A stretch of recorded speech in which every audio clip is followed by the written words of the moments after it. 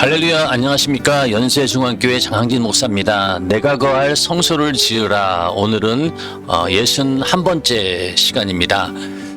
오늘 저희가 공부할 부분은 8장 5가지 구약의 제사 가운데 번제, 소제, 화목제, 속죄제, 속건제가 있는데 지난 시간에는 소제까지 했습니다. 오늘 이 시간에는 화목제하고 속죄제하고 속건제 이 세 가지를 한번 다 함께 공부를 해볼까 합니다. 한 가지씩 따로 하려고 했더니 분량이 좀 안 돼서 좀 양이 많긴 하지만 한 번에 오늘 화목제, 속죄제, 속건제 이렇게 세 가지를 다 함께 공부해보는 시간을 갖도록 해보겠습니다. 자, 먼저 화목제입니다. 화목제라는 말은 히브리어로는 살렘으로 화해하다, 조정하다라는 뜻이 있습니다.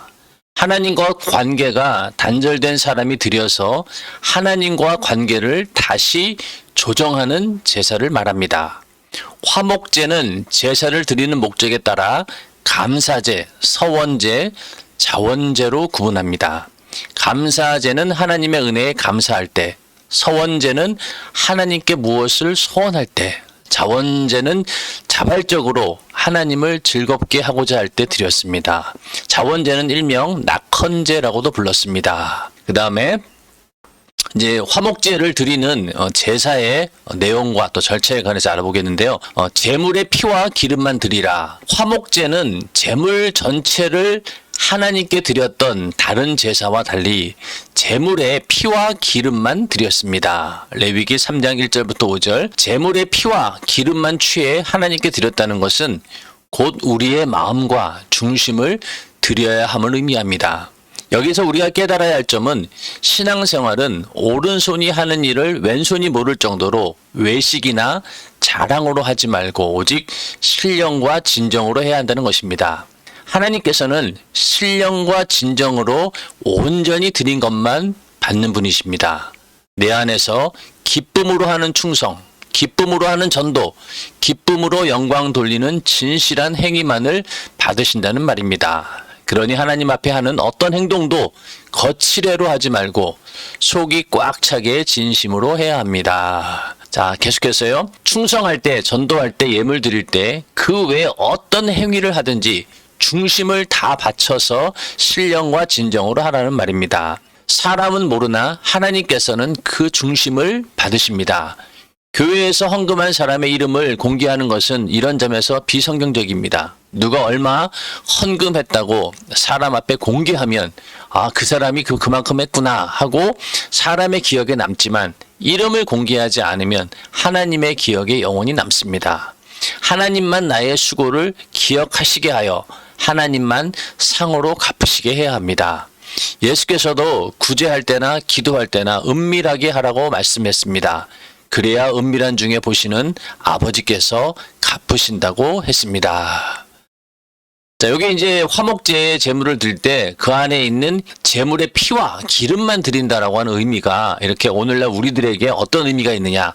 중심을 다 바쳐서 신령과 진정으로 하나님과의 관계를 그 안에서 이런 마음을 가지고 해야 된다. 그러면서 헌금 공개하는 부분에 대해서 이게 오히려 자기의 의가 드러나 버리고 남들에게 공개하게 되면서 우쭐해지게 되고 또 그거 공개하지 않으면 또 시험 들고 이런 일들을 생기기 때문에 아예 공개하지 않는 것이 온전히 하늘의 상이 크다.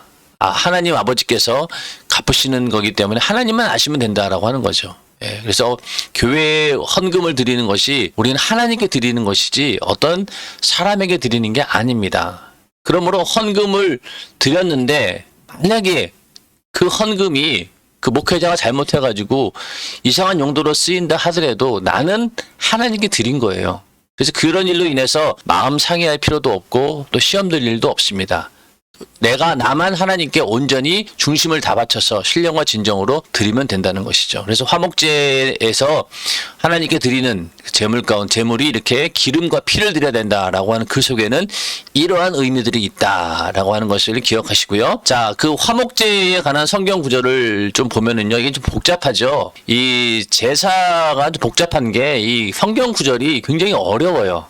그러다 보니까 내용이 이해가 안 됩니다. 그러나 차근차근 가만히 읽어보면은요, 별로 어렵지 않습니다. 자, 화목제를 드릴 때 그 희생의 제물을 소로 드리는 경우가 있고요. 또 양으로 드리는 경우가 있고, 그리고 염소로 드리는 경우가 있습니다. 다 짐승을 드리는 거죠. 그래서 소로 드릴 때 먼저 예를 보면은요, 수컷이나 암컷이나 흠없는 것으로 여호와 앞에 드릴지니, 뭐 수컷 암컷 구별하지 않고 그냥 흠없는 것만 드리면 됩니다. 머리에 안수하고 회막문에서 잡을 것이요, 또 아론의 제사장들은 그 피를 제단 사면에 뿌릴 것이며. 그러니까 머리에 안수하는 거 다른 제사들도 그렇게 합니다. 그리고 회막 문 앞에서 문에서 잡는 것, 그리고 그 피를 제단 사면에 뿌린다는 거예요. 이건 번제단을 말하는 거죠. 번제단 사면에 뿌립니다.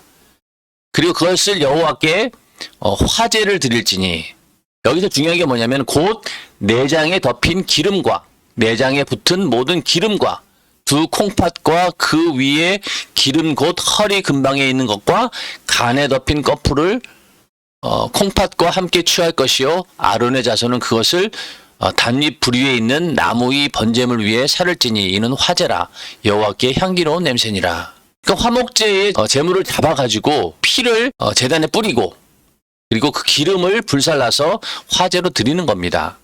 양도 마찬가지예요. 양도 똑같은 내용이고요. 여기 보면은 그 미려골에서 벤 바 기름진 꼬리. 그래서 이 꼬리가 사실은 뭐 얼마나 그게 그 안에 뭐 기름이 있겠느냐 했지만은, 살이 찌면은 이 꼬리도 이렇게 살이 찌더라고요. 그 안에 정말로 기름진 것들이 많아요. 그래서 왜 꼬리곰탕 같은 경우는 일부러 꼬리를 삶아 먹지 않습니까? 그런 것처럼 이 양도 그렇다는 거예요.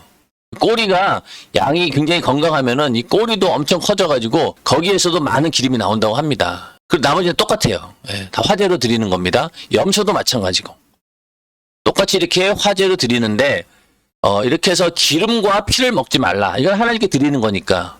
그래서 기름이나 피를 먹지 말라라고 이렇게 규례를 정하고 있습니다. 그러니까 화목제는 소나 양, 또 염소를 드릴 수 있는데, 어떻게 하라고요?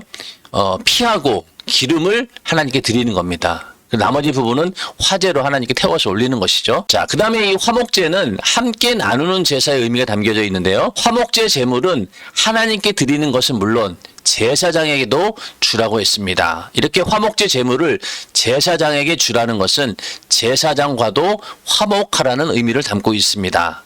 또 화목제 제물은 제사 드린 당사자가 가족, 친지, 이웃과 더불어 그 제물을 나누어 먹었습니다. 자, 우리가 이 제사를 공부하면서 중요한 부분이 뭐냐면은, 과연 어느 부분을 하나님께 드리고, 또 어느 부분은 또 제사장에게 드리고, 또 어느 부분은 그 제사 드린 사람이 취하는 경우와, 이 세 가지를 구분해서 우리는 생각을 해야 돼요. 자, 그래서 이 화목제는 아까 피하고 기름을 드린다고 했잖아요. 그 피하고 기름은 하나님께 드리는 거예요. 그리고 그 가운데서 부분은 이제 제사장에게 드리는데, 이것도 제사장과 화목하라라고 의미가 있습니다. 그리고 또 남은 그 부분은 이제 누가 먹느냐? 제사 드린 당사자와 함께 가족, 친지, 이웃이 더불어서 그 제물을 나누어 먹습니다. 레위기 7장 28절부터 34절은 화목제에서 제사장이 받을 몫이 어디냐? 이스라엘 자손에게 고하여 이르라. 화목제의 희생을 여호와께 드리려는 자는 그 화목제의 희생 중에서 그 예물을 취하여 여호와께 가져오되, 여호와의 화제는 그 사람이 자기 손으로 가져올지니 곧 그 제물의 기름과 가슴을 가져올 것이요, 제사장은 그 가슴을 여호와 앞에 흔들어 요제를 삼고, 그 기름은 단위에 불사를 것이며 가슴은 아론과 그 자손들에게 돌릴 것이며. 자, 그 제물 가운데 그 기름하고 피는 하나님께 드린다고 했죠. 가슴을 가져오라는 거예요. 그 제물의 가슴. 그 가슴을 제사장은 여호와 앞에 흔들어 요제를 삼고, 이 제물을 들고 이렇게 흔든다는 거죠. 흔들어서 요제를 삼고, 그리고 기름은 불사르고, 가슴은 누구에게 준다고요? 아론과 그 자손들이 취할 것으로 돌린다는 겁니다. 그 다음에 또 너희는 그 화목제 희생의 우편 뒷다리를 제사장에게 주어 거제를 삼을지니. 자, 여기는 또 뭐예요? 화목제 희생의 우편 뒷다리. 아까 가슴이었고 이번에는 우편 뒷다리를 제사장에게 주어서 거제를 삼으라는 거예요. 거제는 어떤 거예요? 높이 든다는 거죠. 우편 뒷다리를 높이 들어서 하나님께 거제를 드리면서 그 고기는 누구에게 돌리느냐? 아론의 자손 중 화목제 희생의 피와 기름을 드리는 자가 그 우편 뒷다리를 자기의 소득으로 삼을 것이라. 내가 이스라엘 자손의 화목제 중에서 그 흔든 가슴과 든 뒷다리를 취하여 제사장 아론과 그 자손에게 주었나니 이는 이스라엘 자손에게 받을 영원한 소득이니라. 자, 화목제 제물을 드리고 그 가운데서 먼저 피하고 기름은 하나님께 화제로 드립니다. 그 가운데서 가슴 부분은 요제를 삼는다고 했죠. 그래서 그 흔든 가슴, 이게 요제라는 말이에요. 가슴은 흔든다. 그리고 든 뒷다리, 이건 뭐예요? 뒷다리를 들어 올린다는 거죠. 그래서 든 뒷다리인 거예요. 이걸 누구에게 주라고요? 제사장 아론과 그 자손에게 주었나니 이는 이스라엘 자손에게 받을 영원한 소득이니라. 자, 그러니까 제사를 드릴 때 그 제물을 하나님께 드리는 부분, 그리고 제사장에게 드리는 부분, 그리고 또 제사를 드리는 자가 취하는 부분이 있는데 이 화목제는 이 세 가지가 다 있는 거예요. 하나님께는 피하고 기름을 드리고 제사장에게는 그 제물의 가슴, 그리고 그 제물의 우편 뒷다리, 그거를 요제 거제를 거쳐서 하나님께 먼저 드리면서 동시에 그 남은 그 가슴하고 우편 뒷다리는 아론과 그 자손들에게 준다는 거죠. 그 다음에 그 남은 고기는 누가 먹느냐? 이 제사에 참여한 자와 그 이웃들이 함께 나눠서 먹는 그런 제사가 바로 화목제입니다. 자, 여기 보시면요. 이건 레위기 7장 또 15절 18절 말씀인데요. 자, 감사함으로 드리는 화목제 희생의 고기는 그날에 먹을 것이요 조금이라도 이튿날 아침까지 두지 말 것이니라.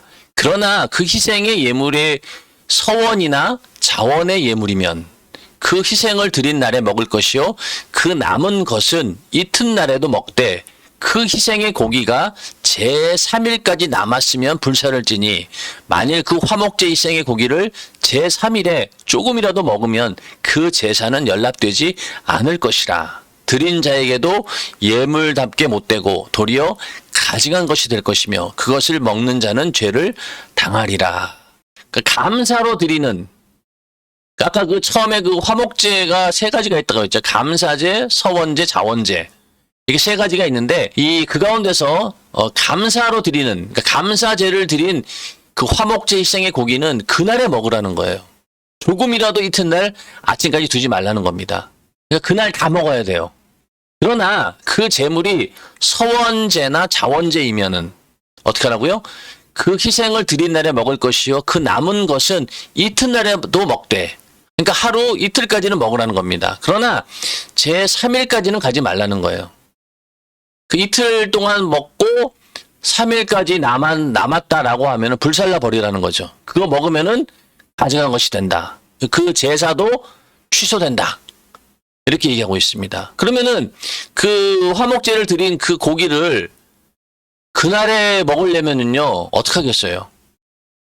제사 드린 사람 혼자 다 먹기에는 너무 양이 많죠. 소나 양이나 그렇다라고 하면요. 그러니까 그걸 어떻게 하겠어요? 결국은 가족들이나 친지나 이웃과 더불어 먹을 수밖에 없어요. 왜? 그거를 그날에 다 먹으려면 어떻게 되겠어요? 만약에 이게 이 날짜에 기한이 없었다라고 하면은요, 아마 몇 날 며칠을 두고 먹었겠죠. 야금야금. 그런데 하나님께서 감사로 드린 그 화목제 희생은 그날에 다 먹으라고 했으니까 어쩔 수 없이 가족들이나 또 가족들이 수가 적으면은 친지, 이웃과 먹을 수밖에 없습니다. 그리고 서원이나 자원의 예물 같은 경우는 3일까지 먹어야 되니까, 그러다 보니까 결국은 다른 사람들하고 먹지 않고는 이거를 소진할 수가 없는 거예요. 하나님께서 그래서 이 화목제는 함께 나눈다. 이웃과 더불어 그 재물을 나누어 먹는다. 이런 의미가 있다는 거죠. 그래서 화목제가 있으면은 막 동네 잔치가 벌어지는 뭐 그런 분위기 아니겠습니까? 그렇게 함께 나누는 제사 형식이 바로 화목제다. 그래서 여기서 우리가 하나님께 드리는 부분, 그리고 제사장께 드리는 거, 그리고 또 제사 드린 자와 함께 나누어 그 이웃이 또 가족이 함께 먹는 그런 부분이 어떤 것인지 우리가 성경을 통해서 잘 구분을 하고 있으면 되는 겁니다. 예. 자, 또 그 얘기가 계속 나오는데요. 감사제 제물은 제사 드린 당일에 나누어 먹어야 했고 서원제나 자원제는 그 다음 날까지 나누어 먹어야 했습니다. 만약 사흘째까지 제물이 남아있으면 반드시 불태워 없애야 했습니다. 만약 이 법을 어기고 기한이 지난 후에 남은 제물을 먹으면 그 제사는 무효가 되었습니다. 이렇게 화목제로 드린 희생의 고기를 하나님께서 정하신 날까지 다 먹으라고 한 것은 가족, 이웃, 친지와 나누어 먹으라는 의미를 담고 있습니다. 그래서 화목제는 다 같이 모여서 제물을 나누어 먹는 잔치와 같은 제사, 즐거움의 제사입니다. 화목제 제물은 소, 양, 염소만 사용하고 비둘기는 사용하지 않았는데 이는 나누어 먹을 수 없을 만큼 양이 작기 때문입니다. 이같이 화목제는 자신이 하나님과 화목하려고 드린 제사의 제물을 나누어 먹음으로써 하나님과 화목하고 제사장과도 화목하며 이웃과도 화목하게 만드는 제사입니다. 여기서 비둘기를 사용하지 않은 이유가 참 너무 이게 합리적이지 않습니까? 비둘기는 그 잡아봐야 그 조그만 거 누구 코에 붙이겠어요. 그러니까 비둘기는 안 된다. 소나 양이나 염소에서 최소한 가족이나 이웃이 함께 나눠 먹을 수 있는 그런 제물을 화목제에는 사용해야 된다. 그래서 그것이 결국 하나님과 화목, 또 제사장과 화목, 또 이웃과 화목하게 만드는 이런 것들을 염두에 두고 드리는 제사가 바로 이 화목제입니다. 자, 그래서 이 화목제에 대한 그 내용이 이제 레위기 7장 11절부터 21절인 요 노란 색깔 칠한 부분이 바로 아까 그거예요. 감사함으로 드리는 화목제 희생 고기는 그날에 먹을 것이요. 아까 읽어드렸죠? 그 부분입니다. 그 다음에 그 중간에 또 뭐가 있냐? 피와 기름은 먹지 말아라. 왜냐 이거 하나님께 드리는 거니까. 피와 기름은 먹지 말아라 이렇게 말씀하고 있고요. 아까 이거 화목제에서 제사장이 받을 목, 가슴, 요제를 삼아가지고 아론과 그 자손들에게 돌릴 것이고 또 화목제 희생의 우편 뒷다리 요거를 거제를 삼아가지고 높이 들어서 거제를 삼고 역시 그것을 아론의 자손들에게 주었다. 제사장에게 주었다라고 성경은 기록하고 있습니다. 여기 화목제에 대한 부분이고요. 자, 화목제물이 가지고 있는 의미가 무엇이냐? 화목제물로 오신 예수 그리스도. 결국은 모든 제사의 그 의미가 예수를 말하고 있기 때문에 화목제물도 오신 예수 그리스도를 말하는 겁니다. 하나님과 인간 사이에 가장 중요한 것이 화목입니다. 하나님과 인간 사이를 화목하게 하려고 누가 화목 제물이 되었습니까? 곧 우리가 원수 되었을 때 그 아들의 죽으심으로 말미암아 하나님으로 더불어 화목되었은즉 화목된 자로서는 더욱 그의 살으심을 인하여 구원을 얻을 것이니라. 이뿐 아니라 이제 우리로 화목을 얻게 하신 우리 주 예수 그리스도로 말미암아 하나님 안에서 또한 즐거워하느니라. 로마서 5장 10절부터 11절. 즉 예수 그리스도께서 십자가에 달려 피 흘려 죽으시고 하나님과 인간 사이에 있는 죄의 담을 헐고 화목하게 하셨습니다. 예수 그리스도는 인류 전체를 하나님과 화목하게 하려고 화목 제물로 오신 분입니다. 그러므로 오늘날 우리는 화목제를 드리는 심정으로 회개함으로써 하나님과 관계를 화목하게 해야 합니다. 더 나아가 사람과도 화목해야 합니다. 특히 성경에 화평케 하는 자는 복이 있나니 저희가 하나님의 아들이라 일컬음을 받을 것이니라. 마태복음 5장 9절 하고 말했습니다. 전도는 하나님과 불목한 사람들을 화목으로 이끄는 중요한 일입니다. 예수로 화목제를 드린 우리는 늘 회개함으로 하나님과 나 사이를 화목하게 하고 또 이웃 사람을 전도하여 하나님과 화목하게 만들어주는 일에 늘 힘써야 합니다. 우리가 예수 그리스도가 자기 자신을 화목제로 드림으로 인해서 우리가 하나님과 막혔던 그런 죄의 담이 무너지고 하나님과 화목해졌던 것처럼 우리도 다른 사람에게 예수를 전해서 하나님과 화목하게 만들어야 되는 거죠. 그래서 화평케 하는 자가 복이 있다는 거예요. 우리는 화평케 하는 자가 되어야 된다는 겁니다.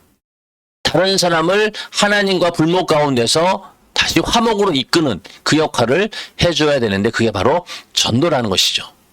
자, 화목제에 대해서 잠깐 우리가 정리를 좀 해보면은요. 자, 화목제, 피를 제단 사면에 뿌리고 내장에 덮인 기름과 내장에 붙은 모든 기름, 두 콩팥과 그 위에 기름 단에 불살라 드린다. 그러니까 피하고 기름을 하나님께 드리고 가슴은 요제로 또 우편 뒷다리는 거제로 드린다라고 했죠.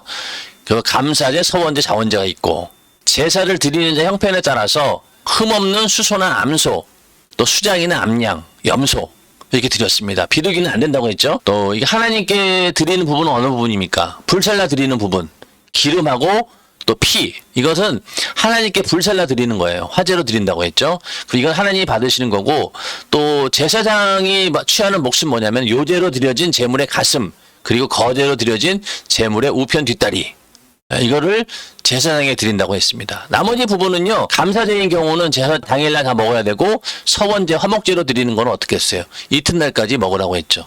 그것은 제사 드리는 사람들이 취하는 몫입니다. 이게 유일하게 화목제는 이렇게 제사 드리는 사람이 취하는 몫이 있어요. 다른 제사는 없어요. 번제, 소제, 속죄제, 속건제 다 없어요. 그러나 화목제만이 제사를 드리는 사람들이 이웃과 가족과 함께 나눠 먹을 수 있는 그런 제사. 그게 바로 화목제입니다. 자, 이렇게 하나하나 정리를 좀 해보면은요, 사실은 그렇게 어려운 부분은 없어요. 제일 어려운 게 뭐냐면은, 과연 이 화목제, 또 속죄제, 속건제, 이런 것들이 오늘날 우리의 신앙생활하고 어떤 관계가 있느냐, 어떤 영적인 의미가 있느냐, 이것을 깨닫는 게 중요한데, 그건 참 쉽지는 않아요. 사람마다 다양합니다. 그러나 먼저 우리가 해야 될 일은 뭐냐면은, 성경 속에서 말하고 있는 그 제사의 내용을 충분히 이해를 해야지만이 그 다음에 내가 그것을 응용할 수 있는 것이죠. 근데 이해도 안 되면은요, 응용은 없어요. 그러므로 이 성막 공부를 하시면서 제일 중점적으로 해야 될 게 뭐냐면은, 먼저는요, 성경에서 말하고 있는 의미, 뜻이 뭔가를 읽으면 무슨 말인지 이해가 돼야지 그 다음에 그것을 내 삶에 적용시키지 않겠습니까? 그런 의미에서 이렇게 성경 구절을 찾아가면서 자세히 말씀드리는 겁니다. 자, 그 다음에 세 번째, 죄를 사함 받으려고 드리는 제사, 속죄제. 속죄제라는 말은 히브리어 원어로 하타트로서 죄 형벌이라는 뜻입니다.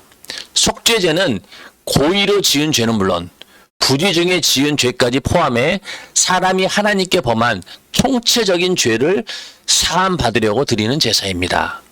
하나님을 기쁘시게 하려고 드리는 제사가 아니라 자신의 죄를 사함 받으려고 드리는 제사가 속죄제입니다. 레위기 4장 1절부터 5장 13절, 또 레위기 6장 24절부터 30절. 제사 가운데 가장 중요한 제사가 이렇게 죄를 사함받는 속죄제입니다. 물론 죄의 경중은 없죠. 다 죄는 크고 작건, 또 고의로 지은 죄건 또 부지정에 지은 죄건 간에 다 그 죄의 삭은 사망이기 때문에 그 죄를 해결해야 됩니다. 그 가운데서도 이 속죄제는 그 죄를 사해주는 그런 제사이기 때문에 굉장히 중요한 부분이죠. 자, 누구도 예외가 없는 제사. 속죄제는 죄를 지은 사람이면 누구나 의무적으로 드려야 하기에 제사장이라도 죄를 범하면 속죄제를 드려야 했습니다. 그리고 제사 드리는 사람의 신분에 따라 제물이 달랐습니다. 그러니까 속죄는 죄를 지은 사람이면 다 드려야 되는 거. 제사장도 예외가 아닙니다. 제사장도 인간이기 때문에 죄를 지을 수밖에 없잖아요. 그 제사장들도 죄를 범했으면은 속죄제를 드려야 했던 것이죠.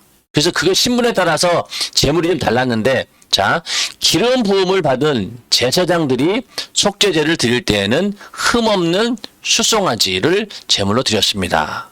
자, 제사장은 뭐라고요? 수송아지. 그 다음에 이스라엘 온 회중이 속죄제를 드릴 때에도 수송아지를 제물로 드렸습니다. 자, 두 번째는 누구예요? 이스라엘 온 회중.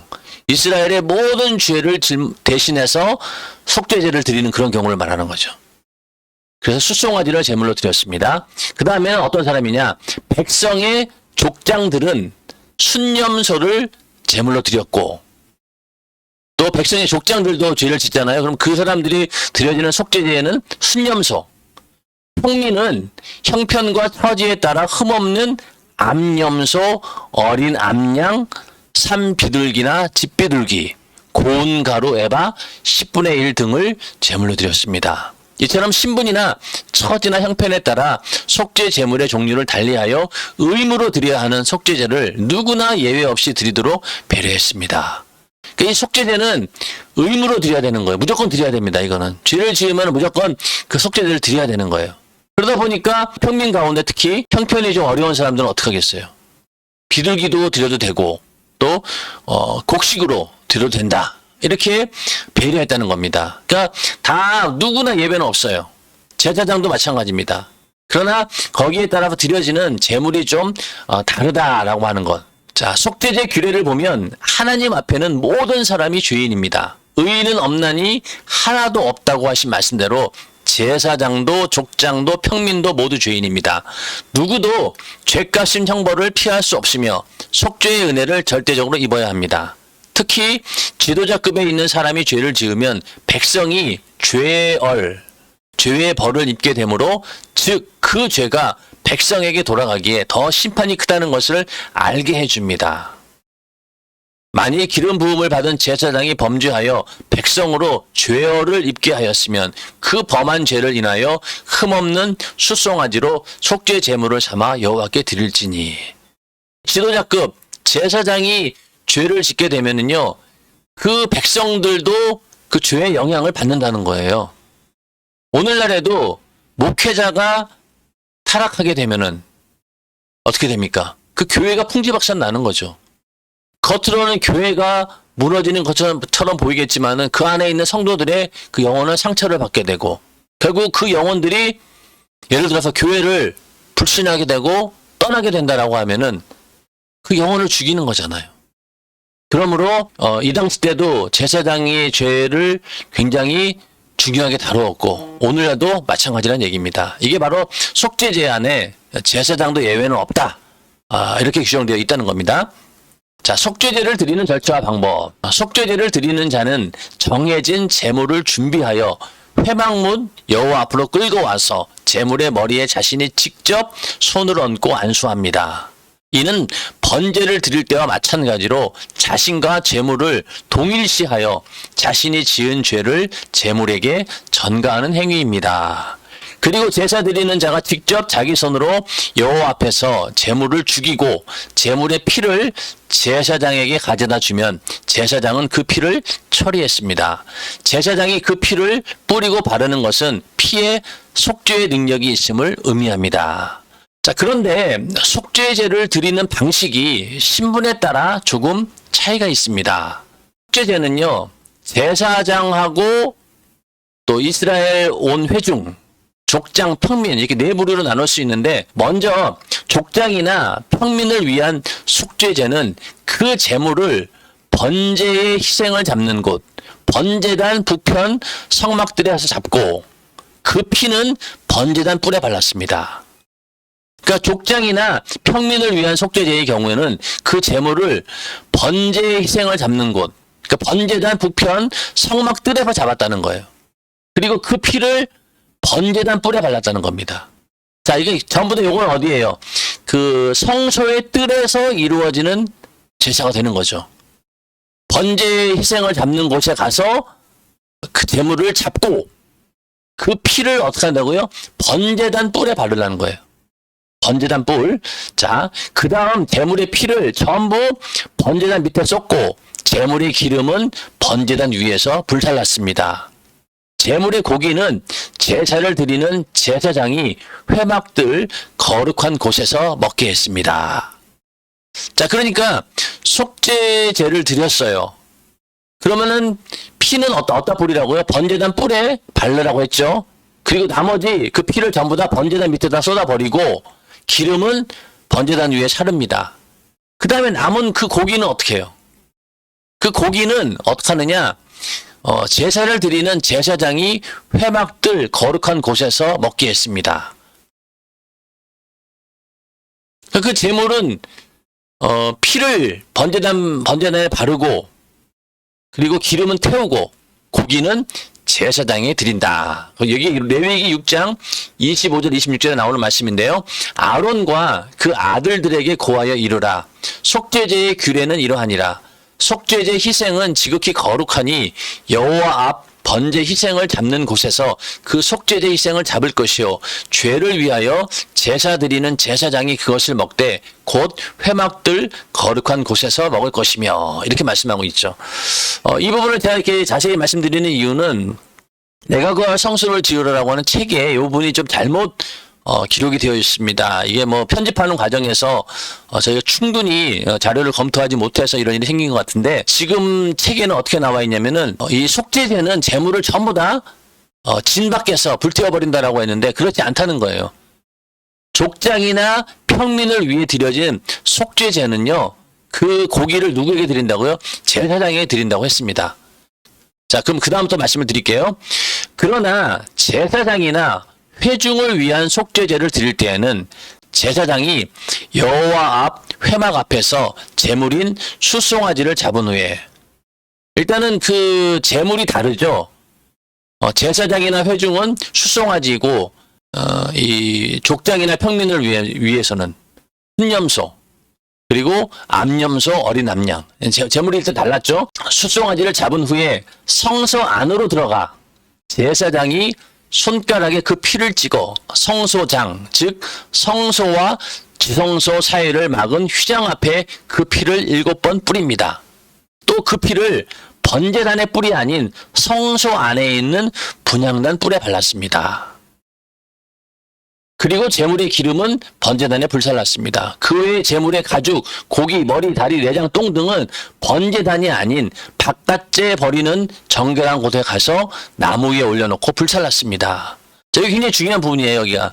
자, 그러니까 제사장이나 회중을 위해서 속죄제를 드릴 때에는 제물을 잡은 다음에 그 피를 가지고 어디로 갑니까? 성소 안으로 들어간다는 거예요. 자, 아까 그 족장이나 평민들을 위한 속죄제는요. 그 번제 희생을 어부잡는다고 했죠. 잡아가지고 그 피를 번제단 뿔에 바른다고 했죠. 성소 안에 들어가질 않아요. 다 그 번제단 그 주변에서 다 해결이 되는 거예요. 그런데 이 제사장이나 이스라엘 온 회중을 위해서 드리는 속죄제의 경우에는 어디로 들어가요? 성소 안으로 들어갑니다. 피를 가지고. 그래서 손가락에 그 피를 찍은 다음에 휘장 앞에서 그 피를 7번 뿌리는 거예요. 그러면서 또 그 피를 번제단의 뿔이 아닌 성소 안에 있는 분향단 뿔에 발랐습니다. 그리고 제물의 기름은 번제단에 불살랐습니다. 그러니까 여기서 성소 안으로 들어가는 게 다른 거죠. 아까는 번제단 그 주변에서 제물도 잡고 피도 번제단 뿔에 바르고 피는 또 쏟아버리고 또 기름을 태우고 이렇게 번제단 거기서 끝났는데 이 제사장이나 회중을 위한 속죄제의 경우는요. 성소 안으로 들어간다고 했죠. 그래서 휘장 앞에다가 그 피를 7번 뿌립니다. 그 다음에 또 분향단에다가 그 뿔을 발라요. 그 다음에 그 제물이 남은 건 어떻게 하느냐. 기름은 번제단에 불살르고 그 외의 제물의 가죽이나 고기나 머리, 다리, 내장, 똥 등은 번제단이 아닌 바깥에 버리는 정결한 곳에 가서 나무 위에 올려놓고 불살랐습니다. 번제단에다 불태우는 게 아니라 완전히 바깥에 버리는 정결한 곳. 그러니까 성 밖에다가 버리는 거예요. 자, 진 밖에 버리는 곳에서 태우는 제사, 번제, 소제, 화목제는 모두 향기로운 냄새를 나게 하는 제사로 하나님 앞에 연락하는 제사였습니다. 그러나 속죄제는 연락을 위한 제사가 아니라 속죄를 위한 제사입니다. 번제, 소제, 화목제는 제물을 드리는 자가 하나님께 만족을 드리려고 나오지만 속죄 제물을 드리러 나오는 자는 죄를 범한 죄인이기에 하나님께 긍휼과 자비를 구하려 제사를 드립니다. 그래서 번제, 소제, 화목제는 제물을 모두 번제단에 태워 하나님께 향기로운 냄새로 제사를 드린 데 견주어 속죄제는 모든 기름만 번제단에서 불살라 제물로 드렸습니다. 그리고 그 다음 처리 방법이 다른 제사와 달랐습니다. 자, 좀 전에 말씀드린 그 부분인데요. 남은 제물에 대한 처리 방법이 제사를 드리는 자의 신분에 따라 다릅니다. 족장이나 평민의 속죄제 제물 중 번제로 드리고 남은 것은 제사를 드리는 제사장에게 주어 회막들 거룩한 곳에서 먹으라고 했지만 제사장이 범죄하거나 이스라엘 온 회중이 범죄하여 드리는 속죄제인 경우는 기름을 제외한 제물은 모두 진 밖에 버리는 곳에서 태웠습니다. 다시 말해서 속죄 제물의 피를 성소 밖 번제단 뿔에 바른 후 드린 제물은 제사장이 먹되, 속죄 제물의 피를 성소 안에 뿌린 후 드린 제물은 진 밖에서 불살라 태우라는 것입니다. 피를 가지고 회막에 들어가 성소에서 속하게 한 속죄제 희생의 고기는 먹지 못할지니 불살을지니라. 레위기 6장 30절 말씀. 자, 이게 정리를 좀 해보면은요, 그 속죄제는 크게 두 부류로 나누는데, 먼저 족장이나 평민의 죄를 속죄함 받는 그런 제사. 그 제사는 다른 절차는 다 비슷한데 나중에 그 제물을 처리하는 과정이 좀 다르다는 얘기죠. 먼저 차이점은 첫 번째 뭐냐면은 그 피를 번제단 뿔에 바릅니다. 그런데 제사장의 죄나 이스라엘 온 회중의 죄를 속죄하는 경우에는 그 피를 어디다 뿌린다고 했어요? 성소 안으로 들어가서 그 휘장 앞에 7번 뿌리고 그 피를 어디다 바른다고 했죠? 바로 성소 안에 있는 분향단 뿔에다가 그 피를 바릅니다. 그 다음에 족장이나 평민의 그 속죄제는 그 중에서 나머지 고기는 누구에게 준다고 했어요? 제사장에게 주어요. 그래서 그거를 거룩한 것을 먹으면 되는 거예요. 그런데 이 제사장이 범죄하거나 이스라엘 온 회중이 범죄해 드린 속죄제인 경우는 그렇지 않다는 거죠. 다 얻다 버리는 거예요. 모두 진박 재버리는 곳에서 태워버렸다는 거예요. 그만큼 제사장의 죄, 그리고 이스라엘 온 회중의 죄가 더 심각하다는 거예요. 그 재물은 제사장에 가지 않습니다. 다 태워버리는 거예요. 그만큼 그 죄가 무섭다는 거죠. 그래서 그 기준이 뭐냐? 여기 이제 레위기 6장 30절에 어떻게 얘기하고 있는 거냐면은 피를 가지고 회막에 들어가 성소에서 속하게 한 속죄제 희생의 고기는 먹지 못할지니 불사를지니라. 성소에서 속하게 한 속죄제 희생의 고기는 못 먹는다는 거예요. 그 속죄제 가운데 제사장이 범죄하거나 이스라엘 온 회중이 범죄한 그런 죄를 위한 속죄제는 그 피를 어디로 간다? 성소 안으로 들어가서 거기다가 회막 앞에 피를 뿌리고 또 분향단에 피를 뿌린다고 했죠. 그러니까 이게 그 얘기인 거예요.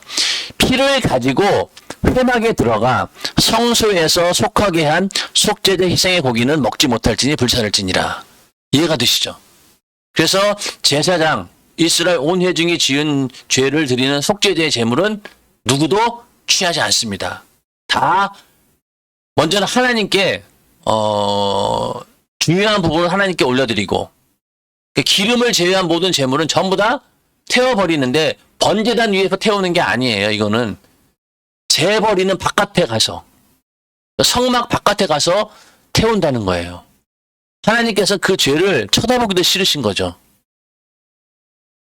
그래서 그 죄는 진 밖에다 버린다. 이렇게 구별해서 말씀을 하고 있는 거죠. 속죄 제물은 그 자체가 죄로 관주되어 진이 아닌 들판에 내던질 정도로 완전히 죄와 동일시했습니다. 광야 시대의 진밖이라는 공간은 이스라엘 백성 가운데서 버림받은 자들이 기거하는 수치스럽고 저주받은 장소였습니다.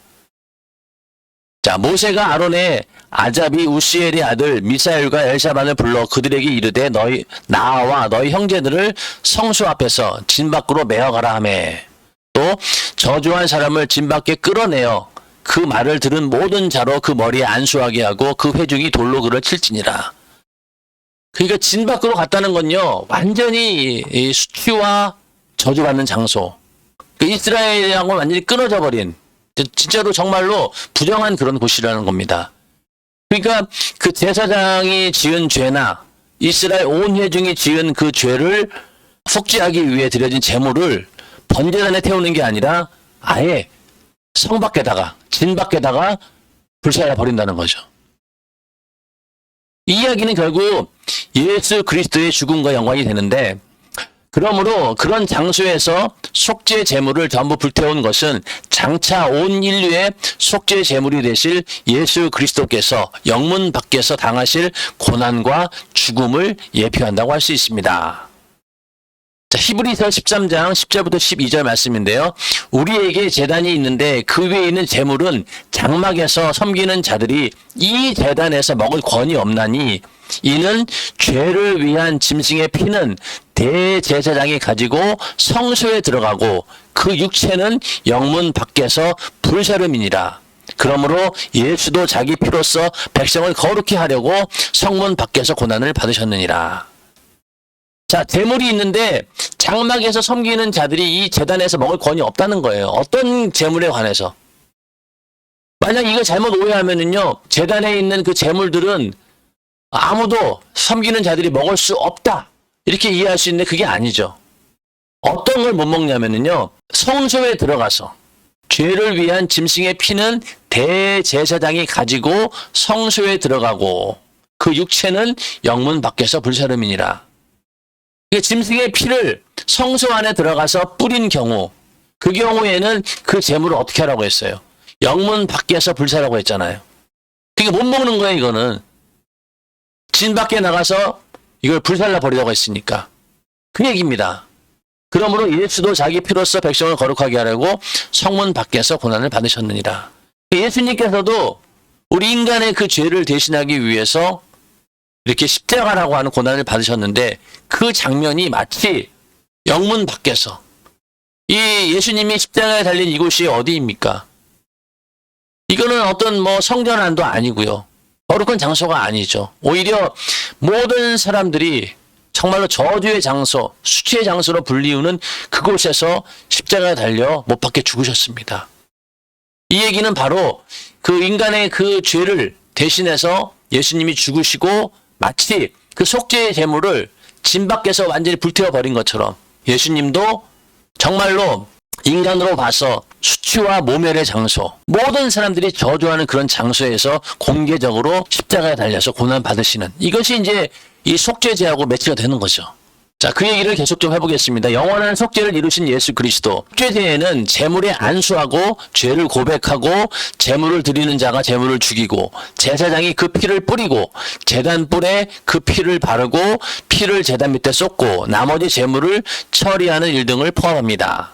하나님과 인간 사이 중보자인 제사장은 백성의 죄를 속죄하는 제사를 드리기 전에 먼저 자신의 죄를 속죄받아야 했습니다. 이 사실은 땅에 속한 인간인 제사장은 한계가 있고 불완전함을 보여줍니다.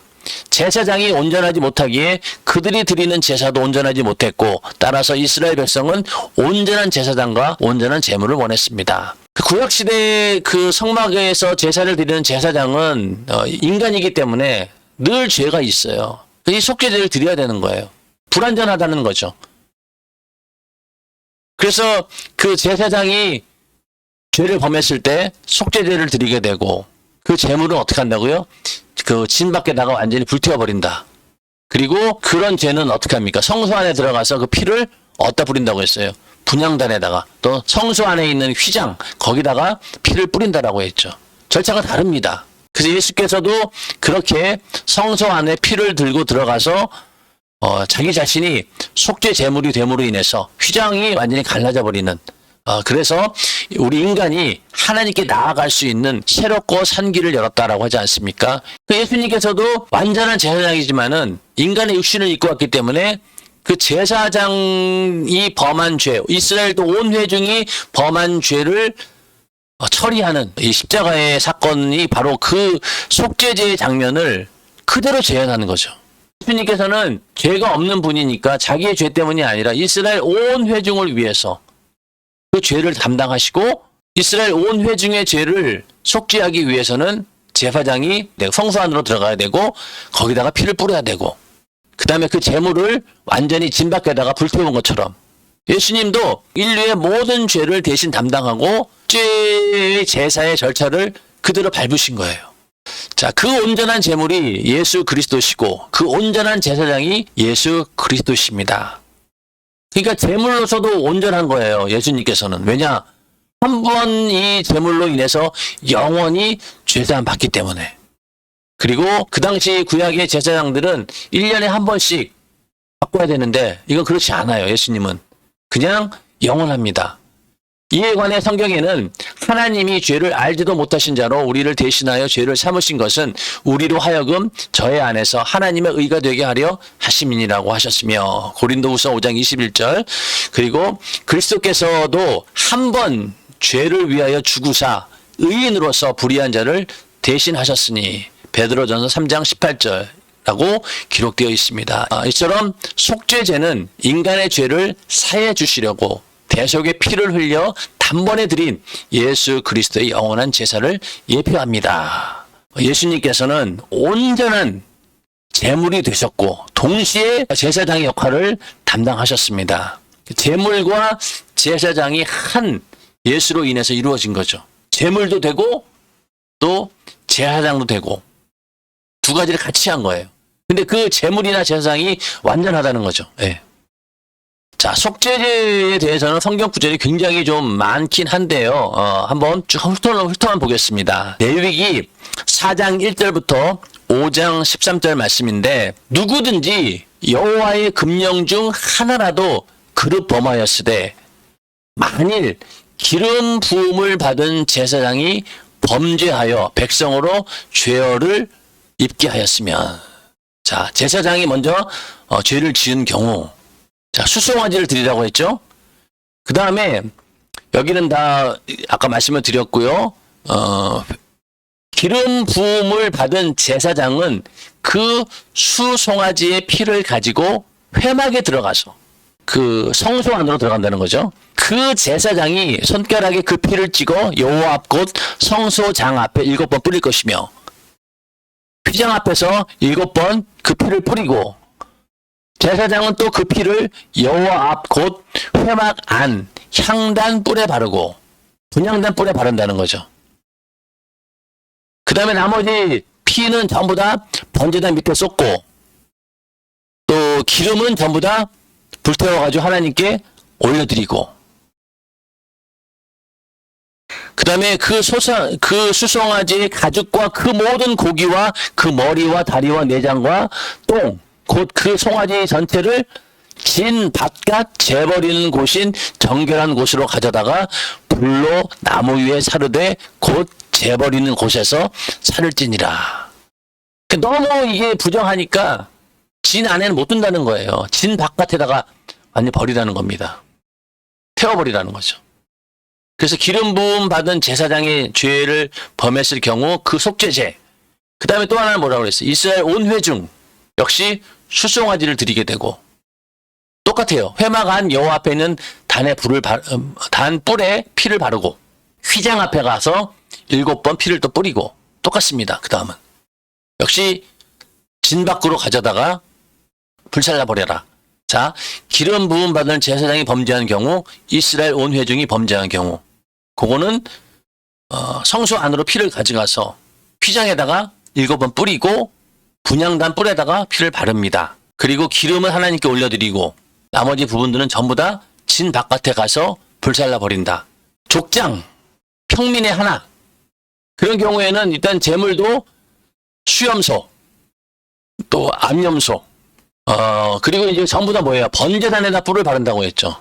성소 안에 안 들어갑니다. 이제 중요한 건 뭐냐? 전부 다 번제단에다가 피를 바른다는 거예요. 성소 안에 안 들어간다. 족장 평민의 죄인 경우. 5장 6절에 보면요, 그 범가를 인하여 여호와께 속건제를 드리되, 이렇게 나오다 보니까 이게 되게 헷갈려요. 이게 속건제인 줄 아는데 사실은 속죄제의 그냥 내용입니다. 양떼의 암컷 어린 양이나 염소를 끌어다 속죄제를 드릴 것이요. 이게 말이 다르죠. 성경을 기록할 때 왜 이렇게 됐는지 모르지만은 지금 속죄제 얘기하고 있는데 속건제를 얘기하는 게 이상한 것 같아요. 그래도 요거는 속죄제를 얘기하는 겁니다. 그리고 사실은 이 속죄제나 속건제나 그 죄를 다스리는 거기 때문에 크게 분류는 하지만은 별 차이는 없습니다. 예. 근데 이제 만약에 어린 양이 미치지 못하면은 산비둘기나 집비둘기 새끼 둘을 여호와께 가져가되, 그리고 또 그것도 안 되면은 뭐라고 했어요? 고운 가루에바 10분의 1을 예물로 가져다가 속죄 제물로 드리되, 제사장이 가져가라는 거예요. 그리고 그것을 기념물로 한 움큼 취하여 단 위에 화제물 위에 불사를 지니 이는 속죄제라. 그리고 속죄제 안에도 화제 형식, 소제 형식이 다 들어간다는 겁니다. 요게 이제 아까 그 속죄 제물을 드리는 경우를 말하는 건데 쭉 아까 말씀을 드렸죠. 자, 이거 두 가지가 나와요. 죄를 위하여 제사를 드리는 제사장이 그것을 먹되 곧 회막 뜰 거룩한 곳에서 먹을 것이며. 그러니까 아까는 다 진 밖에 불태워 버린다고 했잖아요. 근데 먹는 경우는 언제냐? 피를 가지고 회막에 들어가 성소에서 속하게 한 속죄제 희생의 고기는 먹지 못할지니 불사를지니라. 회막에 들어가서 성소에서 휘장에다 피를 뿌리고 분향단에다 피를 뿌리는 그 제사에 이용된 제물은 못 먹는다는 거예요. 그 제사의 대상이 뭐였습니까? 제사장이 범죄한 죄를 위한 속죄제, 또 이스라엘 온 회중의 범죄를 위해서 드리는 속죄제의 경우는 그 피를 가지고 성소 안으로 들어가기 때문에 그런 경우에 그 고기는 못 먹고 진 밖에다가 불사른다는 얘기입니다. 내용이 굉장히 복잡한 것 같지만은 좀 정리를 좀 해볼게요. 자, 속죄제. 이건 의무제라고 했죠. 경우에 따라서 피를 번제단 뿔에 바르고 밑에 쏟는다. 제사장 및 회중 전체를 위한 속죄제의 경우 피를 성소장에 7번 뿌리고, 그러니까 휘장에다 7번 뿌린다는 얘기죠. 향단 뿔에 바른다. 분향단 뿔에 바른다고 했죠. 그 다음 내장에 덮인 기름과 또 내장에 붙은 기름, 두 콩팥과 그 위에 기름을 단에 불살라 드린다고 했죠. 기름은 번제단에다가 불살라 드린다고 했습니다. 그러나 제사장과 회중의 속죄의 경우 희생 제물의 내장, 기름 등은 단에 불살라 드리고 그 외의 부분은 진 밖에서 불살라 드린다. 좀 말씀을 드리는 거죠. 제물은 어떤 거였느냐? 제사장 및 이스라엘 회중 전체의 경우에는 흠없는 숫송아지, 족장은 흠없는 순염소, 평민은 흠없는 암염소 어린 양, 또 그 가운데 서민인 경우 산비둘기나 집비둘기 새끼 둘, 아주 극빈자의 경우에는 고운 가루 에바 10분의 1. 자, 그 다음에 제물의 분배를 보면은요, 하나님께 드리는 부분은요, 기름과 그의 하나님께 불살라 드리는 부분이 되겠죠. 제사장에게 나가는 몫은 뭐냐면은 족장 및 평민의 속죄 제물 중 하나님께 불살라 드리지 않은 부분을 성막 안에서만 먹는다. 이렇게 기록되고 있습니다. 그러니까 족장 및 평민의 속죄 제물만 제사장이 취할 수 있다는 겁니다. 제사 드리는 사람에게는 아무것도 없어요. 예. 화목제하고 좀 다르죠. 이렇게 이 속죄제는 이해하시면 되겠어요. 그러니까 제사장과 이스라엘 온 회중이 드리는 속죄제하고 족장이나 평민들이 드리는 속죄제가 있는데 약간의 차이가 있다. 그 성소에 들어가서 피를 성소 안에 뿌리느냐 아니면 번제단에 뿌리느냐에 따라 가지고 그 제물을 제사장이 먹을 수도 있고 안 먹을 수 있다라고 하는 것이죠. 자, 그 다음에 속건제입니다. 반드시 배상에 따르는 제사 속건제. 속건제는 히브리어로 아쉬함이라고 하는데 이는 의무를 다하지 못하다 또는 범죄하다라는 의미가 있습니다. 속건제는 여호와의 성물에 해를 가했거나 여호와의 금령 중 하나를 부지 중에 범하였을 때, 또 여호와께 신실치 못하여 범죄하였을 때, 즉 남의 물건을 맞거나 전당 잡거나 강도질하거나 늑봉, 빚진 사람에게 돈이나 물건을 억지로 받아냄 하거나 남의 잃은 물건을 얻고도 그 사실을 부인하여 거짓 맹세로 범죄했을 때 드리는 제사입니다. 속건제는 하나님께 제사 드리고 아울러 반드시 손해를 본 당사자에게 배상해야 했습니다. 하나님께 범죄한 것이면 제사장에게 그 물건의 5분의 1을 더하여 드리고, 사람에게 범죄한 것이면 그 피해자에게 물건을 5분의 1을 더하여 돌려주어야 했습니다. 자, 속건제 드리는 이제 규례를 좀 보면요. 이건 레위기 5장 14절부터 6장 7절까지 나와 있는 말씀인데요. 먼저 누구든지 여호와의 성물에 대하여 그릇 범죄하였거든. 이런 경우. 그 다음에 여호와의 금령 중 하나를 부지 중에 범했을 경우. 그런 경우에도 속건제를 드립니다. 그 다음에 여호와께 신실치 못하여 범죄하되 남의 물건을 맞거나 전당 잡거나 강도질하거나 늑봉하고도 사실을 부인하거나 남의 잃은 물건을 얻고도 사실을 부인하여 거짓 맹세하는 등, 이런 게 다 죄라는 거죠. 이런 죄를 지었을 경우 이는 죄를 범하였고 죄가 있는 자니 그 빼앗은 것이나 늑봉한 것이나 맡은 것이나 얻은 유실물이나 무릇 그 거짓 맹세한 물건을 돌려보내되 그 본물에 5분 1을 더하여 돌려보낼 것이요 그 죄가 드러난 날에 그 임자에게 줄 것이요.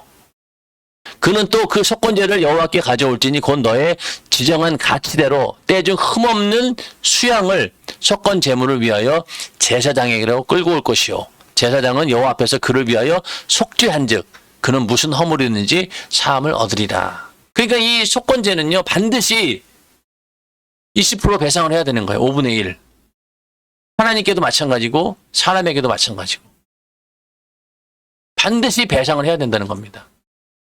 그래서 이런 속건제의 의미를 이렇게 해석해 볼 수도 있어요. 오늘날 예수 믿는 사람들이 죄를 범합니다. 그러면은 그 죄 때문에 반드시 어떤 사람이 피해를 받았어요. 그런데 만약에 내가 하나님 앞에 회개했으니까 나는 용서받았습니다라고 끝내버릴 수 있다는 거잖아요. 그러면은 그 피해를 입은 사람은 얼마나 황당하겠어요. 예전에 밀양이라고 하는 그런 영화에 나오는 그런 내용인데 어떤 여자가 있는데 그 여자의 그 자녀가 있었어요. 근데 그 자녀가 유괴해가지고 그 애를 죽였어요. 그래서 그 죽인 그 사람이 깜빵에 들어갔죠. 그래서 이 여자는 그 남자를 용서해 주려고 많은 노력을 합니다. 그래서 이제 큰 맘 먹고 용서해 주려고 교도소를 찾아갔어요. 그랬더니 그 남자가 뻔뻔하게도 이제 저는 제 모든 죄를 회개하고 하나님께 용서함 받고 이제는 저는 새 사람이 되었습니다. 이러면서 아주 뻔뻔하게 나오는 거예요. 그때부터 이 여자가 더 분노하는 거죠. 과연 이것이 오늘날 우리 예수 믿는 사람들이 진정한 회개일까요? 아닙니다. 이 속건제를 보면 알 수 있어요. 속건제는 그 피해자에게 반드시 배상을 해야 되는 거예요. 배상한다는 의미는 뭐예요? 내가 이 죄 때문에 당신이 이런 피해를 입었습니다. 정말로 진실된 사죄와 용서를 구해야 된다는 거죠. 그 여자의 자녀를 죽였잖아요. 그러면은 그로 인해서 당한 그 여자의 슬픔과 고통, 그거를 헤아리면서 진실된 마음으로 하나님 앞에 회개했다 할지라도 그 당사자 앞에 가가지고 무릎 꿇고 진정한 용서를 구해야 되는 겁니다. 그게 온전한 배상인 거죠. 그렇게 돼야지만이 이게 죄가 해결되는 것이지 그냥 나 혼자 하나님께 용서받았다 끝날 일이 아니란 얘기입니다. 그러니까 속건제가 하나님 앞에만 회개하면 끝나는 게 아니라 반드시 그 손에 끼친 거에 20%를 더해서 하나님께 드리라는 겁니다. 20%를 더해서 피해 입은 자에게 주라는 거예요. 그게 우리의 회개가 한번 얼마나 이것이 그냥 말 한마디로 끝날 일이 아니라는 것을 우리는 이 속건제를 통해서 알 수 있습니다.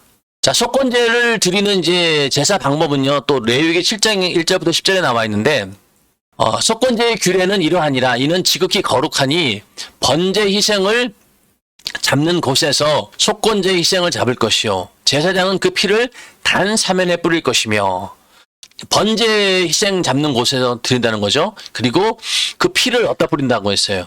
번제단 사면에. 그리고 모든 기름을 들이되 곧 기름진 꼬리와 내장에 덮인 기름과 두 콩팥과 그 위에 기름 곧 허리 근방에 있는 것과 간에 덮인 거풀을 콩팥과 함께 취하고, 다 우리가 앞서 속죄제 할 때도 했던 그런 내용이죠. 제사장은 그것을 다 단 위에 불살라 여호와께 화제로 드릴 것이니라. 이는 속건제요. 지극히 거룩하니 이것을 제사장의 남자마다 먹되 거룩한 곳에서 먹을지며. 자, 속건제 제물은 어때요? 먹는다고 했잖아요. 왜 먹을 수 있나요? 그 피를 단에다 뿌렸잖아요. 성수 안으로 들어가지 않았죠. 그렇기 때문에 이 속건제의 제물도 제사장들이 먹을 수 있는 겁니다.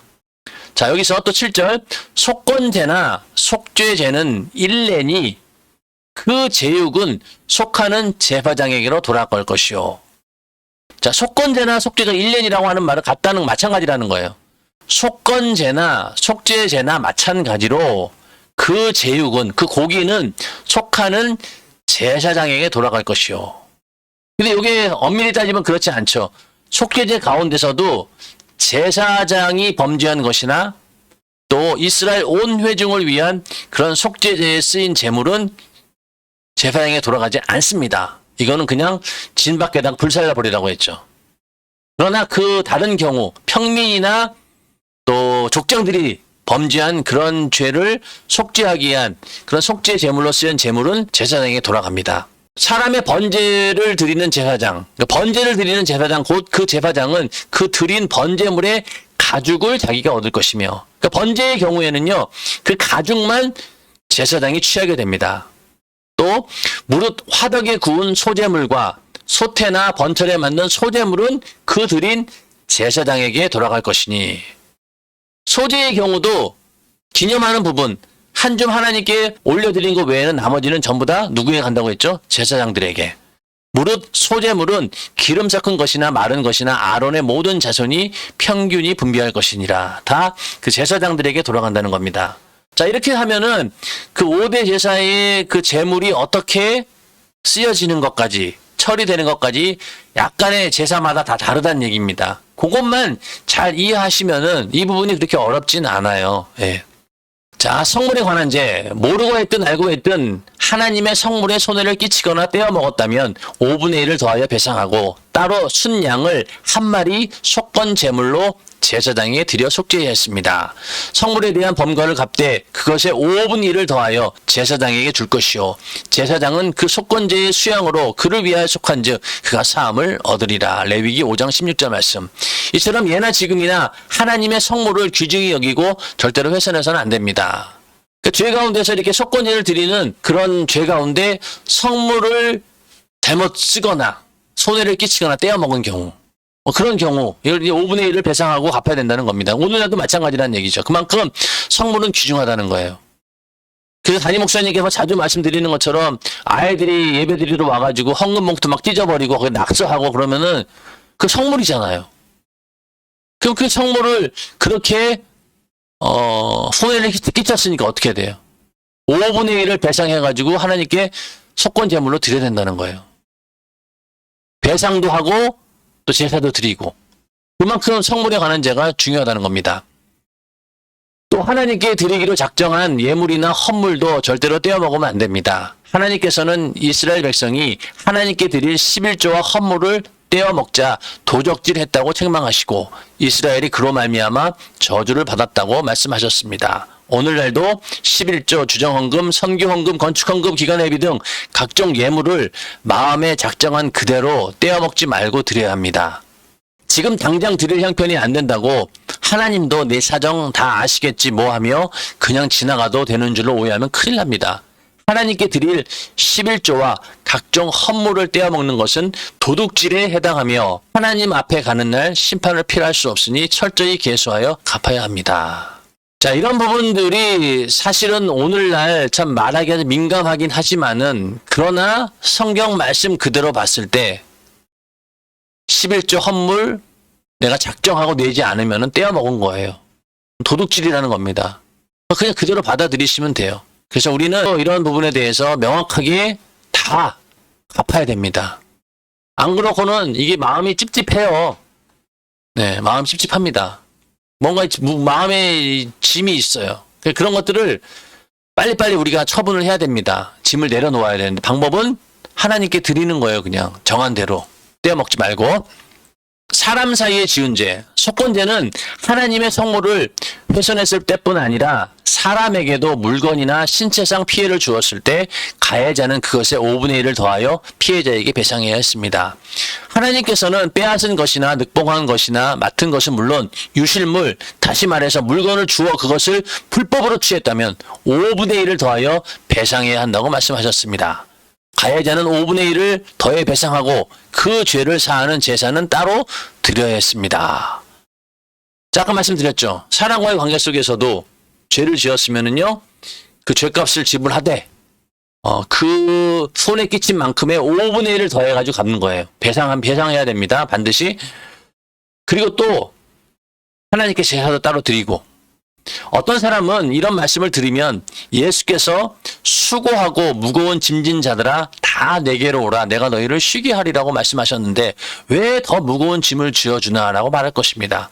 하지만 이것이 오히려 죄의 짐을 벗겨준다는 사실을 알아야 합니다. 자, 우리가 이렇게 하나님 말씀을 알고 있으면은요, 내가 그런 죄를 지은 경우도 있잖아요. 그러면은 이렇게 알고 있으면은 내가 회개할 때도 20% 얹어가지고 배상해 줄 수 있는 것이고, 그럼 오히려 내가 이 죄의 짐에서 벗어나는 거잖아요. 더 감사한 일이죠. 근데 이게 만약에 부담으로 느낀다라고 하면은 하나님과의 관계, 또 사람 사이의 관계의 죄를 너무 경홀히 여긴다는 거죠. 그러니까 우리는 그 죄가 정말로 크구나, 이렇게 하나님께 제사도 드리고 또 배상까지 해야 된다. 이런 것이 바로 속건제다. 아까 그 영화의 예를 든 것처럼 그냥 말로 잘못했습니다, 회개합니다라고 끝날 문제가 아니라는 거예요. 이런 부분에 대해서는. 육신은 지금 당장 떼어먹고 안 갚아야 가볍겠지만 영혼은 그 죄값을 갚아야 가볍습니다. 그래서 하나님께 서원한 것은 꼭 갚으라고 말씀하신 것입니다. 내가 하나님께 서원하였거든 갚기를 더디게 말라. 하나님은 우매자를 기뻐하지 아니하시나니 서원한 것을 갚으라. 서원하고 갚지 아니하는 것보다 서원하지 아니하는 것이 나으니. 전도서 5장 4절부터 5절 말씀. 그 눈은 망령된 자를 멸시하며 여호와를 두려워하는 자를 존대하며 그 마음에 서원한 것은 해로울지라도 변치 아니하며. 시편 15장 4절.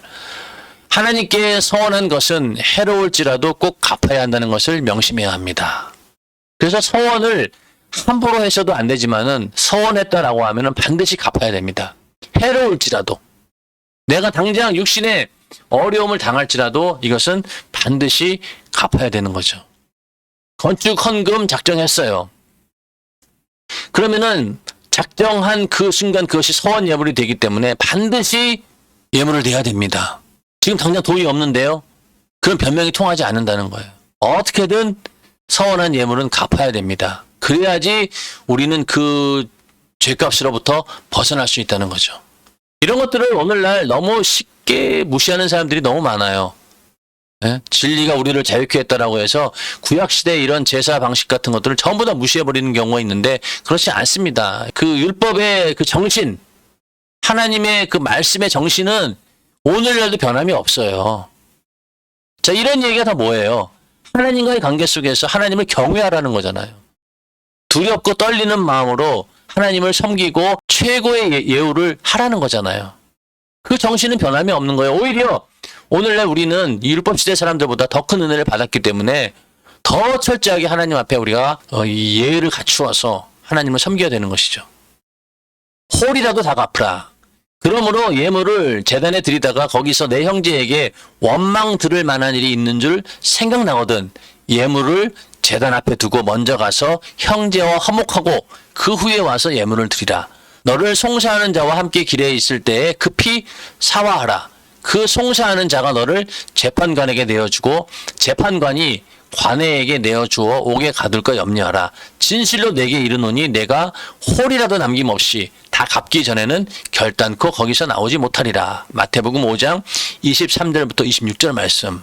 하나님께든 사람에게든 아무리 적은 돈이라도 다 갚기 전에는 하나님께 드리는 제사가 상달이 되지 않으며 그 죄로 심판을 면하지 못할 것이라고 말씀하셨습니다. 자, 이 말씀을 가만히 보면은요.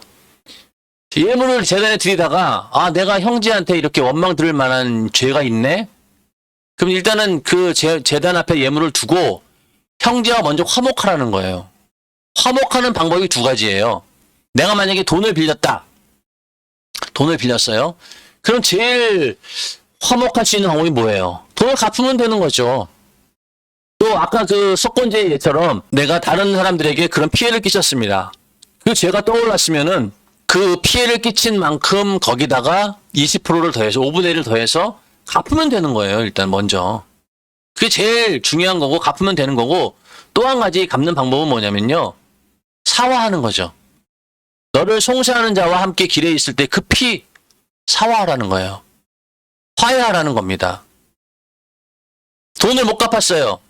그러면 법정에 서기 전에 내가 언제까지 갚겠다고 각서를 쓰든지 아니면 내가 이 돈이 너무 갚기 힘드니까 36개월로 쪼개줘라.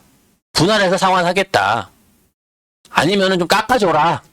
이렇게 해서 그 채무자하고 화해를 하라는 거예요. 이렇게 안 하면 어떻게 된다는 거예요? 그 죄값을 다 받는다는 거죠. 홀이라도 남김없이 다 갚아야 된다는 거예요. 그러니까 만약에 내가 돈도 못 갚고 또 화해도 못하고 그러면은요 그 죄값을 고스란히 홀이라도 남김없이 다 내가 받아야 되는 거예요. 만약 우리 죄도 마찬가지 아니겠습니까? 죄를 갚을 길이 없잖아요. 우리 인간이 어떻게 그 죄값을 치릅니까? 못 치르니까 지옥 가는 거예요. 그런데 그 죄값을 치를 수 있는 방법이 뭐예요? 예수 그리스도를 만나는 거예요. 예수를 만나면은요, 예수님께서 내 죄를 대신 담당해 주셨기 때문에 예수를 인정하고 예수님께서 내 죄를 담당했다라고 고백하는 순간 하나님과의 관계에서 그 죄값이 완전히 사라져 버리는 거예요. 그러니까 우리는 그 죄값을 지옥에서 치르지 않아도 되는 겁니다. 누구 때문에? 예수님 때문에. 홀이라도 다 갚는다는 말은 죄의 문제에 있어서 우리 인간이 죄값을 치를 수 있다라고 하면 다 갚아야 되겠죠. 못 갚아요. 그러니까 우리는 어떻게 해야 됩니까? 빨리 하나님과 화해하는 방법밖에 없어요. 그 방법이 바로 뭐냐? 예수를 믿고 예수님께서 내 죄를 대신 담당했다라고 고백하고 인정하고 회개하는 거예요. 그러면은 그게 화해가 되었기 때문에 나는 홀이라도 남김없이 지옥에서 그 죄값을 지불하지 않아도 된다는 얘기입니다. 그런 의미가 포함이 되는 거죠. 그래서 홀이라고도 다 갚으라라고 하는 얘기는 먼저 갚을 수 있는 건 다 갚아야 되는 거예요. 사람과의 관계에서 내가 피해줬다.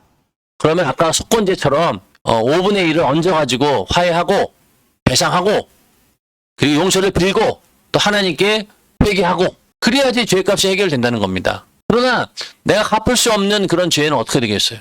그런 죄는 예수의 피의 공로 의지해서 내가 죄사함 받는 겁니다. 급히 사화했기 때문에 내가 지옥에 가서 죄값을 치르지 않아도 되는 거죠. 이해가 되시죠? 예. 그러니까 갚을 수 있는 건 갚고 갚지 못하는 것은 예수의 피의 공로 의지해서 내가 죄사함 받아야 되는 겁니다. 자, 신앙생활에서 무엇이 중요합니까? 첫째는 하나님과 관계, 둘째는 하나님께 드리는 물질 관계, 셋째는 이웃과 관계입니다. 즉 대신 대물 대인 관계를 확실히 해야 신앙생활을 잘하는 것입니다. 속건제를 올바로 드려 하나님과도 사람과도 막히지 말아야 하고 하나님께 드릴 것은 드리고 사람에게 갚을 것은 갚아서 죄짐을 하나도 남김없이 벗어야 합니다. 모르고 지은 죄, 알고 지은 죄를 다 회개하여 다시는 죄로 매이는 것이 없어야 합니다. 자, 이 관계 속에서 전부 다 죄가 나와요. 하나님과의 관계 속에서, 또 물질 관계 속에서, 이익 관계 속에서. 이것들을 확실히 해야 되는데 그 확실히 하는 방법은 일단 철저하게 하나님 말씀대로 지키면 돼요. 그러다 못 지킨 거에 대해서는 하나님께 속건제를 드리듯이 그 죄의 문제를 해결하면 되는 겁니다.